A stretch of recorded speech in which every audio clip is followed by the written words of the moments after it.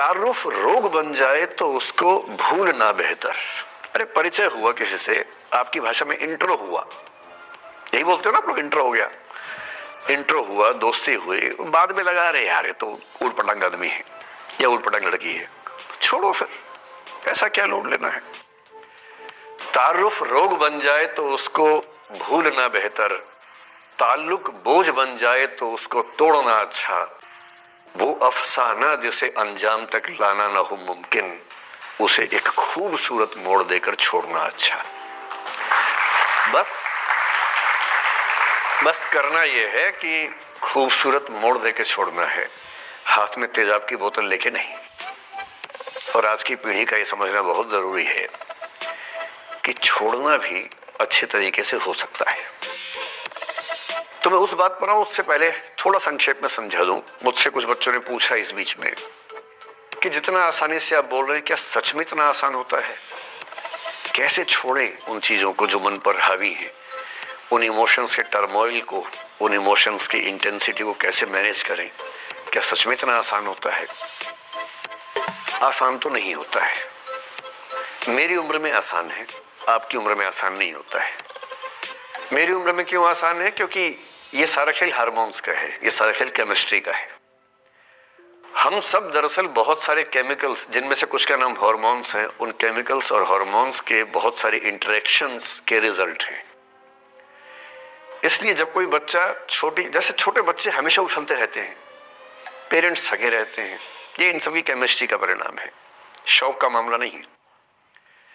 आपकी उम्र जो होती है किशोरावस्था और युवावस्था की शुरुआती उम्र में, मान के चल रहा हूं कि आप सब लोग 17 से 22-23 के बीच के लोग हैं, बच्चे हैं। कुछ तो अभी शादी भी नहीं कर सकते होंगे, वो वाले होंगे ना, लड़के तो नहीं कर सकते होंगे भाई, 21 के कहाँ हुए होंगे, तो वो वाली उम्र आप लोगों की है। इस उम्र में इमोशंस का टर्मोइल, इस उम्र में इमोशंस का बिखराव इतना ज्यादा होता है कि संभालना बड़ा मुश्किल होता है। जैसे जैसे आप मैच्योर होंगे, बड़े होंगे, बूढ़े होंगे, बूढ़े और मैच्योर काफी हद तक समानार्थक शब्द होते हैं। बूढ़ा आदमी आमतौर पर मैच्योर हो ही जाता है, और जो मैच्योर हो जाता है उसको बुढ़ा ही बोलते हैं, चाहे वो दोस्त हो आपका। तो मैच्योर होने के बाद मैच्योरिटी के कई लक्षण हैं, 10-20 लक्षण। उनमें से एक ये है कि आपके इमोशंस में इंटेंसिटी उतनी नहीं रह जाती जितनी बचपन में होती है। मसलन कोई आपका दोस्त आपसे कुछ खराब कह दे, आप 3-4 घंटे बेचैन रहेंगे, बार बार मैसेज टाइप करेंगे, फिर डिलीट करेंगे, फिर टाइप डिलीट, वो भी टाइप डिलीट चल रहा है।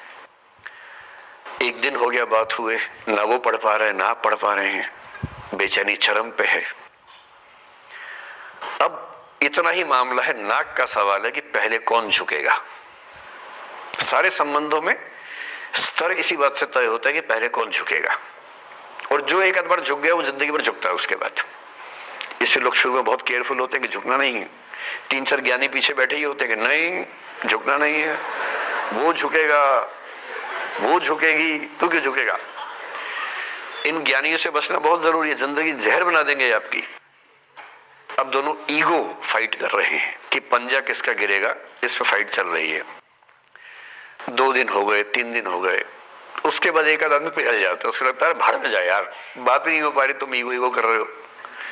फिर वो फोन मिलाता है, ये भी फोन की इंतजार में 3 दिन से सो भी नहीं रहा बेचारा, हीरो बेशक बन ले पर बेचैन तो भाई। खटाक से फोन उठता है, अब दोनों कान में फोन लगा के रखिए, कोई नहीं बोल रहा, चुप। क्या बातचीत चल रही है सोचिए, एक भी शब्द नहीं, एकदम चुप। थोड़ी देर के बाद कंफर्म करने के लिए कि है भी या नहीं, एक बोलता है हेलो, वहां से आवाज आती है कोई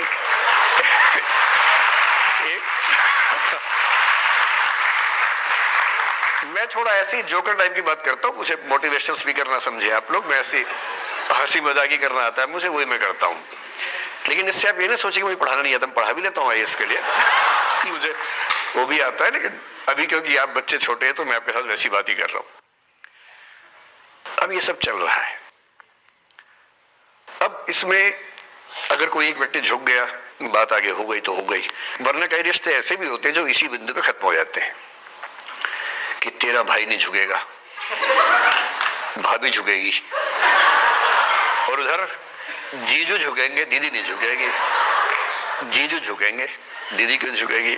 और ना जीजू झुक रहे ना भाभी झुक रही। और उस चक्कर में जो अभी बेचारा रिश्ता बना भी नहीं था, वही वो जमींदोज हो गया, वही वो खत्म हो गया। पर ठीक है, हो गया तो हो गया, भाड़ में जाए, ऐसा क्या है, डर किस बात का है इसमें। लेकिन मैं फिर भी आपसे कहूंगा, मेरी उम्र में क्या होता है, जैसे मुझे कोई फोन करे कि मैं आपसे बहुत नाराज हूं, तो मैं कहता हूं अच्छा ठीक है, कल बात करेंगे। नहीं, मैं आपसे बहुत नाराज हूं, मेरा दिल टूट गया है, मैं कहता हूं देखो मुझे नींद आ रही है अभी, let me sleep, we will talk tomorrow, you just do one thing, write down all the points and we will discuss in the morning. When I come to office, you come to my cabin and we will discuss. Don't worry, I'll find out the solution for you. कह रहे आप कैसी बात कर रहे हैं, मैं ना सो पा रहा हूँ ना जाग पा रहा हूँ।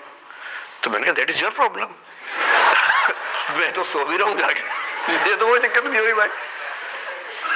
तो मैं तो ऐसा हो चुका हूँ कि दुनिया में कुछ भी हो जाए, मुझे टाइम पे नींद आ जाती है, कुछ भी हो जाए। मतलब एक आध, अब जैसे मेरी माता जी की मृत्यु हुई तो मुझे नींद नहीं आई कुछ दिनों तक, ठीक बात है, नहीं आनी चाहिए उस समय, तब भी आ गई तो फिर इंसान और पत्थर में क्या अंतर बचा, सीधी सी बात है।